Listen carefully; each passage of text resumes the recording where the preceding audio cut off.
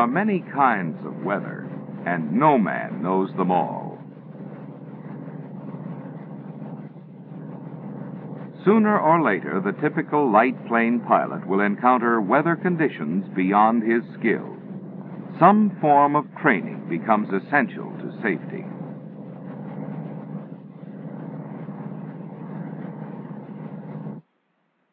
The University of Illinois Institute of Aviation, under a grant from AOPA Foundation, devised an emergency escape procedure. It is a simple, inexpensive, and practical procedure called the 180-degree turn. Institute research verified CAA findings that weather accidents can happen to any non-instrument-trained pilot in any type of light airplane.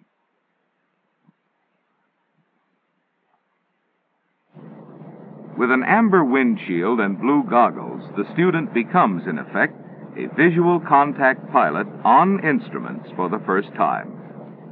The first attempts at straight and level flight are always dramatically unsuccessful. This is demonstrated by the instructor's diagram of the student's flight, a typical graveyard spiral. By actual demonstration, all pilots tested proved they would not have survived their first experience under actual instrument conditions. This fact is a shock to nearly every pilot.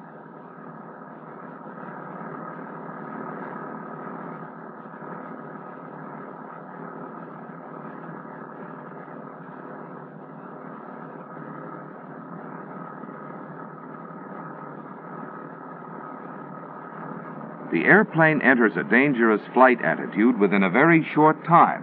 One such condition is the graveyard spiral. The airplane turns. Vertigo affects the pilot. The nose cants down. Bank increases. Airspeed increases. Back pressure tightens spiral. Airspeed constantly increases. Another condition, the roller coaster, consists of violent climbs and dives.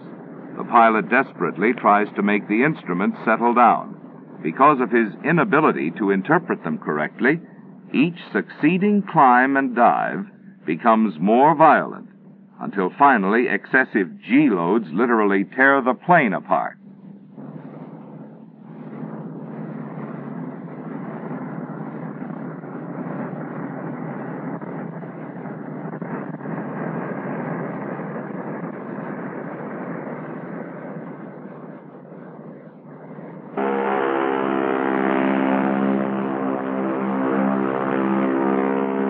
Regardless of previous contact flight experience, no pilot can fly instruments safely on the first attempt. Every pilot should have instrument training.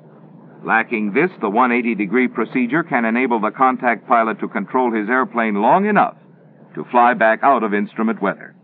The procedure is this: hands-off controls, center needle. Gear down, center needle. Throttle back, center needle. Trim to mark, center needle. Throttle high RPM, center needle. The first step, hands off, eliminates over-controlling the elevator. It utilizes the airplane's inherent stability and allows it to seek the predetermined airspeed.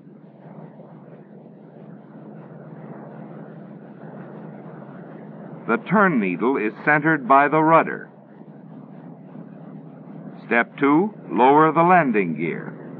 This added drag reduces the possibility of excessive speed.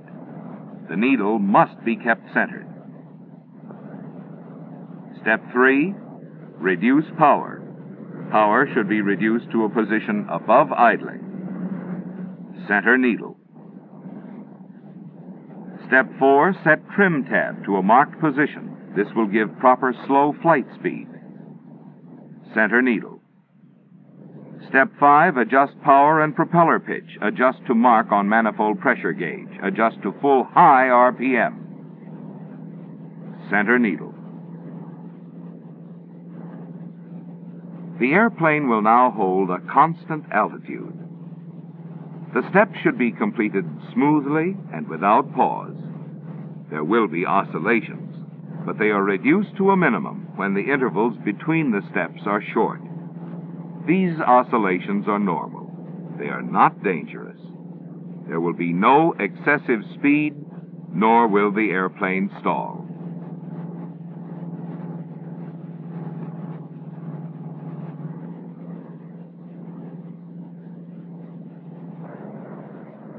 This procedure must be tailored to each airplane. Some airplanes require only 3 steps: hands off, adjust power, adjust trim. The predetermined airspeed will be near the recommended approach speed. The speed should be slow enough to reduce the possibility of excessive G-loads, but not so slow that the roll of the plane cannot be readily controlled through the rudder. In this aircraft, it is 95 miles per hour.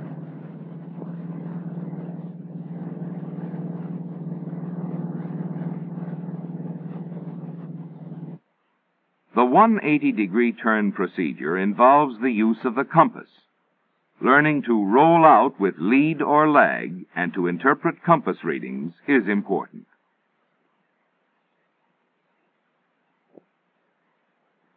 The weather itself is an important consideration. Which way should he turn? A 180-degree turn to the left might keep him in bad weather for a very long time. It is natural in time of stress for a pilot to make a left turn. In this instance, knowing how he entered the cold front, he should turn 90 degrees to the right. It is up to the pilot to adapt the emergency technique to the particular situation.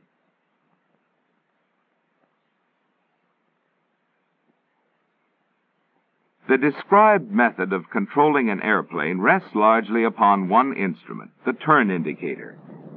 It was chosen as being a reliable and comparatively inexpensive instrument. In using it, the pilot visualizes how much and in which direction the airplane is turning solely by the position of the turn needle.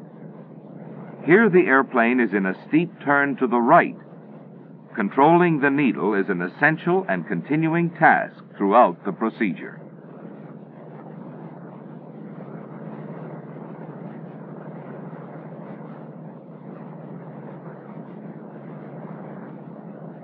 The 180-degree procedure uses the 3/4 needle width turn rather than the standard rate turn.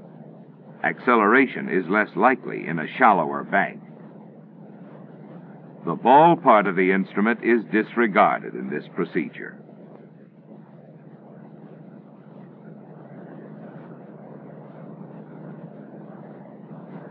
The location of the turn needle is important.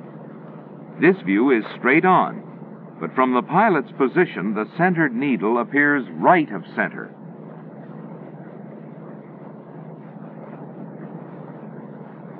Reading the turn indicator in rough air requires averaging.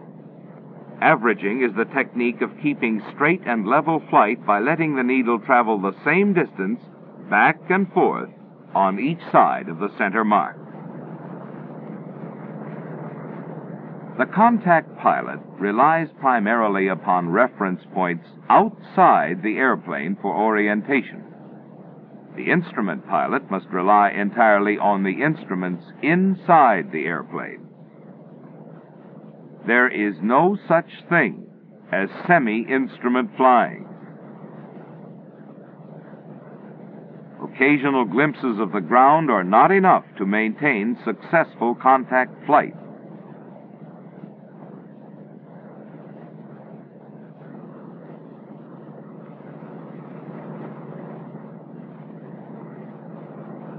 Hesitating, attempting to fly a little contact and a little instrument is extremely dangerous.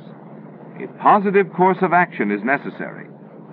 The pilot who finds himself in instrument conditions must be prepared to act immediately.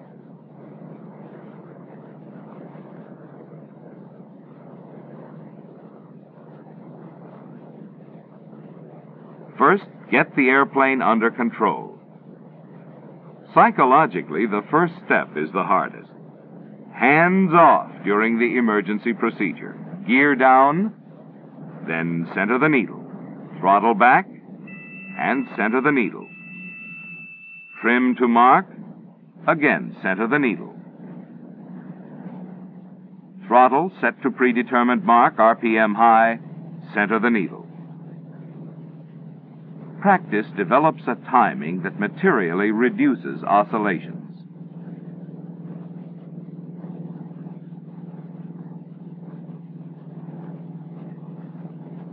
Note heading. Disregard sensations of vertigo. Compass heading 220 degrees.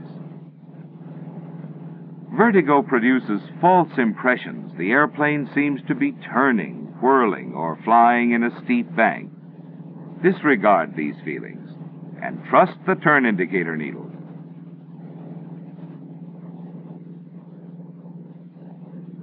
Compass heading 210 degrees.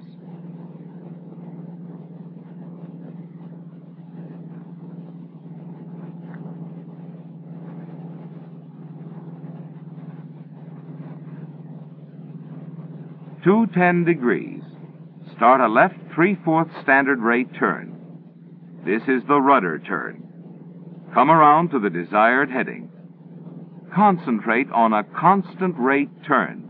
Keep the needle on the 3/4 position as nearly as possible.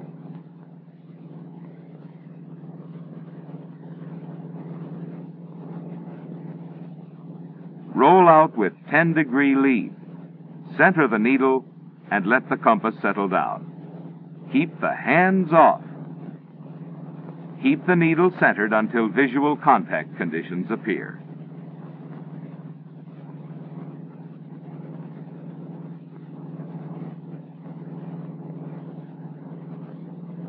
Don't chase the compass. Don't try to get its information too quickly. Never jump to conclusions when reading the compass. If the desired heading is missed by more than 30 degrees, correction should be made.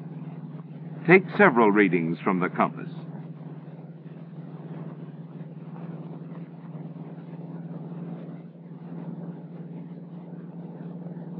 Keep the airplane flying straight with the feet, with the rudder action. Concentrate on this single control and keep a correct compass reading. In rough air, continue to take compass readings until the airplane's heading is definitely determined. If visual contact is not made within a reasonable time, a letdown should be started. Power is reduced to a predetermined amount to give 400 to 500 foot per minute descent.